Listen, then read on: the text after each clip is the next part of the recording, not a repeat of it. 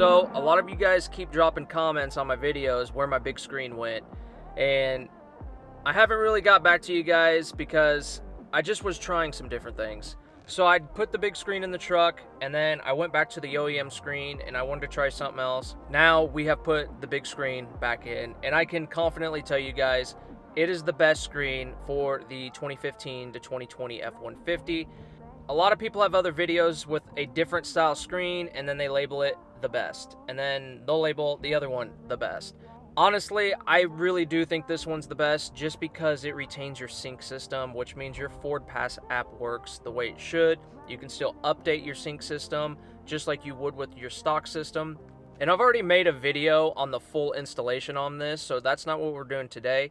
I will link the full install video down below, and it's pretty thorough and shows you guys exactly what you need to do to install it. It's pretty quick. I mean, the second time around installing this, it probably took me just over an hour to swap everything. It's a pretty simple swap, and I'm pretty confident that majority of you guys are going to be able to accomplish it. The lowdown with this display, all it is just an Android tablet. It's a 14.4-inch display, and then they added the wireless CarPlay feature, which that is what I'm connected to right now. So in order to install this, you're going to actually eliminate a row of keys, which is going to be your volume/media keyboard. Honestly, some people said they missed their volume button, but keep in mind, I only used my volume button. All the other media keys I never touched. I always just used my steering wheel function. So now I just use my steering wheel for the volume keys, or you can do it right through here. You will find that the trade-off for getting rid of that row of keys is completely worth it with this system. The next thing you'll notice is all the buttons that were right here, which was like your auto start stop, your front camera, and I'm speaking for if you have a Raptor, your hazard button. All your buttons are up top now, and they work just like factory. This panel down here, which is going to be your climate controls, they send you two pieces, depending on which climate control you have, if you have the auto or not. And you'll just actually take all of your buttons from your old system and bolt them into this. With this screen, it kind of protrudes up past the dash just a little bit, but I honestly think this is one of the best ones out there. I have this Tackform dash mount up here, and it actually works perfect to where I just actually move the arm and my cell phone actually just goes in, and it's out of my way, so it works perfect. I like the way it looks. It's flawless. This is the way the wireless CarPlay looks. If we hit the home button, this is just going to be the factory screen. I just kind of set it up real simple. I just have my weather up here. This is a custom wallpaper I made. I'll drop a couple links down below with my wallpaper packs if you want to pick them up. I just designed these for myself, and I just thought they looked really clean, and I decided just to put them out for you guys. Car Auto is what we were just in, which is kind of their weird way of calling it CarPlay. InTouch is going to be your factory Sync 3 app. If you have the older software, I'm on Android 13. If you have the older software, I believe they just call it Console. So you'll just hit InTouch, and then you'll see your media keys, which got replaced. You can see that Sync 3 just shows up just how it would before. You can go through, and everything still works. Your Ford Pass app still works. I still use the Sync app and wireless CarPlay. The main thing I use the Sync app for is SiriusXM. But if you don't want to keep going back and forth, you can just stay in wireless CarPlay and then just log into the SiriusXM app. Then you can use it through the wireless CarPlay app. It's kind of up to you. Either one, I'm not really too picky on that. I kind of like sometimes just having my console app up. The great thing about this being an Android device is it's fully customizable. So you can go in, you can go open up your app drawer, download like the Nova launcher, Microsoft launcher. The only issues that I'm currently having right now on Android 13 is when I download the Nova launcher, it no longer, before the Nova launcher used to get rid of this, and it's not no more. So I'm going to try to figure out what's going on with that. But if, say, you download the Microsoft launcher or the Nova launcher, then you can customize even these apps, and you can download theme packs, and then you can change the name. So if you don't want InTouch, you could change the name to Sync 3, or you could change that to CarPlay, just whatever you want. And I have another video showing kind of how I customized my screen with the Nova launcher, and I'll drop that down below too. And since this is an Android-based device, you just open up your app drawer, go to Play Store, and then you can download basically any app you want. And then say, for instance, there's an app you want, but it's not in the Play Store. Obviously, you can just download the APK file, and then you can install it that way. Everything's pretty much fully customizable, just like your phone. You can add widgets. I just prefer to keep my screen very minimalistic. One of the main questions I get with this setup is, does all the OEM functions work? Yes. So all the steering wheel controls operate just like they would. All of your buttons, which are now up top, those all function correctly. The reverse camera still functions just like it would. Here's the display, just your normal camera. You can zoom in, you don't lose any functions. And then here's just a quick clip of what the factory one looks like. And then your button up top for your front-facing cameras. The only thing that's kind of dumb with it is it does say rear camera right here, even though it's your front cameras. And I've had a lot of people ask about the image quality with the camera. To me, it's not any better. It's the same camera, so really, if you got any more quality, it's because the screen is a 2K screen. I will say it's stretched a little wider than what's on your factory display. Overall, it looks about the same. I would say it's just a bigger image, so you technically could maybe lose a little quality because it's stretched out a little more, but you also gain a little quality with the quality of the screen. And same with the front cameras. I don't really think there was anything gained with it, just kind of a bigger view, really. And then of course all of these buttons work, which these are actually all the factory buttons that you removed and planted into this plastic housing piece. But you don't lose any function like that, and then you also have AC controls through the settings down here.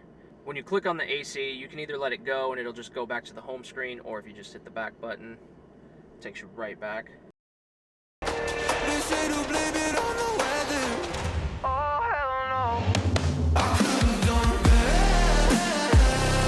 One of the questions I get asked a lot is, what's the difference between the Autotech display and the AliExpress one? There's nothing. So there's quite a few people that just drop ship these screens, and all they do is just upcharge you. So basically what you're gonna do is you'll purchase the screen from AliExpress. It's still gonna show up in like 6 or 7 days. I think I got mine in 5 days, as a matter of fact. But those people are just charging you $300 to $400 to $500 more for the same exact screen. There's a couple other drop shippers out there too, and so they don't even have the screen in stock. They're just drop shipping it from someone else to you. I've had people say that one of the other drop shippers claimed that their screen was a little different than the one from AliExpress, and they're lying.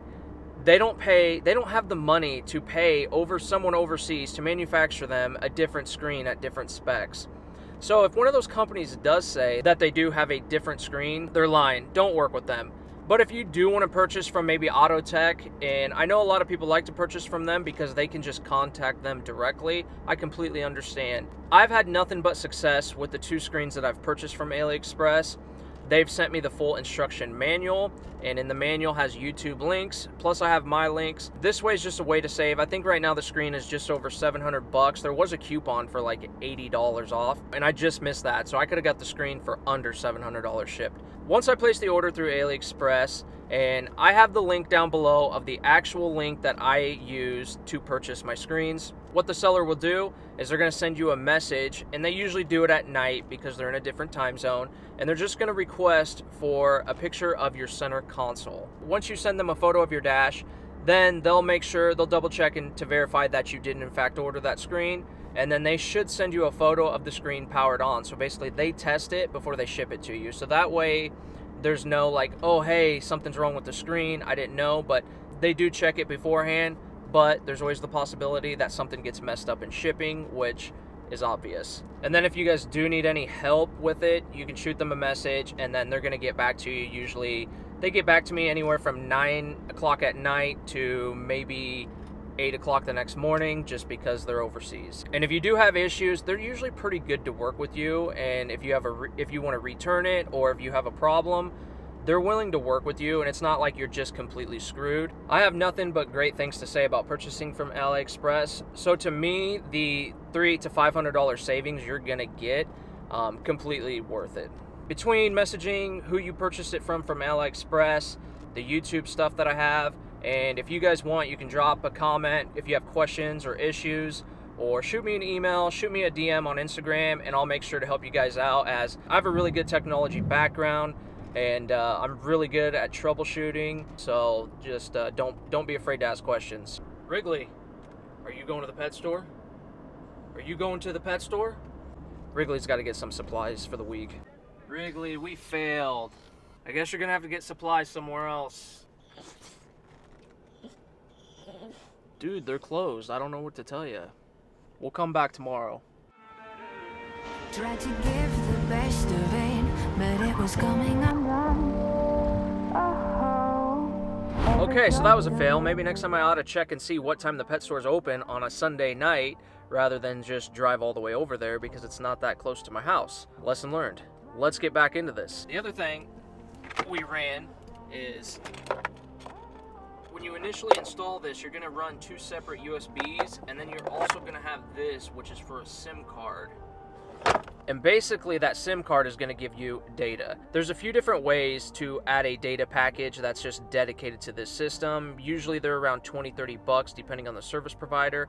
I know a lot of people go with T-Mobile. Now you could do the SIM card, but T-Mobile has that piece where it just plugs into your OBD2 port, and then boom, now your truck is a mobile hotspot, and then they just dedicate to that, and then basically your display will just automatically connect to that hotspot. And I know a lot of people use the T-Mobile one, and I think you can get like 3 different plans. Now I had heard that their plan, if you stream YouTube, it's unlimited. It doesn't go against the gigabytes that T-Mobile gives you. Don't quote me on that, because when I looked at the T-Mobile plans earlier today, I did not see anything about that. And right now their best plan was $30 a month for 10 gigabytes.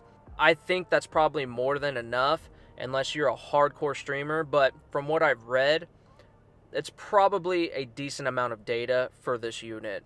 The other method is this security camera. I think it's like $200-300, and basically you can put a data package on it through a SIM card. Well, when you do that, it actually is a mobile hotspot, so then it turns your vehicle into a mobile hotspot via that SIM card inside of it. To me, I don't have a hotspot package right now. I'm just going to continue to use my phone if I want it. But if I were to do it right now and get some sort of hotspot that's just dedicated to the truck so it auto-connects, I would go with the T-Mobile provider. But keep in mind, you don't have to have a mobile hotspot. This thing is going to work without internet perfectly fine.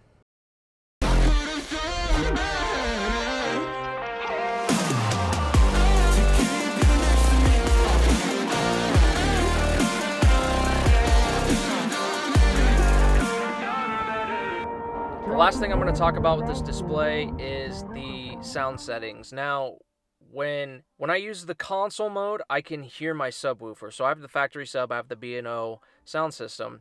So when I use console, aka the sync app, you can hear the bass better. But when you switch over to like Apple CarPlay, basically if you use the Android side of things, I don't hear the sub. I started to kind of mess with the settings, and I know nothing about adjusting audio, but I'm going to show you guys a couple things I did that brought my sound system to where I think it's pretty good, and it's actually louder. When I go from the sync app over to, say I'm in wireless CarPlay mode, to Spotify, the music is a lot louder, even though it's on the same volume that I was in sync versus Spotify. So I'll show you guys. So the one thing we're going to do is we're going to switch this over to dark mode. You can just swipe down, hit dark theme. So from here, we're going to hit settings. I have a little shortcut here, or you can go into your app drawer, settings. And then you're going to want to go up to system, factory settings, 7890. Okay. I changed a couple settings in here. So this was set original with amp off. I turned that on. I didn't really notice much of a difference, but the biggest difference I noticed is this right here. Original car with amplifier, host default volume. So by adjusting this setting up from 30 to 40, now I actually hear my subwoofer, and the actual volume seems louder. So that's one thing to check and adjust. Just kind of mess with it. Factory was 30, and I went up to 40, and I'm probably just going to leave it here because I like the way it sounds. That's all I got for this video, guys. I just really wanted to drop a video just to kind of clear up any confusions, because I get a lot of basic questions on this. And this should really help you guys out and point you in the right direction if you should buy this or you shouldn't. Honestly, if you're looking to upgrade your display in your truck, even if you have the 8-inch, which is Sync 3, it's well worth it. There's just a couple little quirky things that you'll figure out, but for the most part, it's a very solid display. I'm so glad that I've stuck it back in my truck because I was missing it. But if you guys have any questions in the meantime, drop them in the comments. If you guys get this display and you need help, drop a comment or shoot me an email. I'll help you guys out and get you guys squared away. We need to get Wrigley outside of the truck, and he needs to go for a walk. So, yeah, we'll see you guys later. Peace.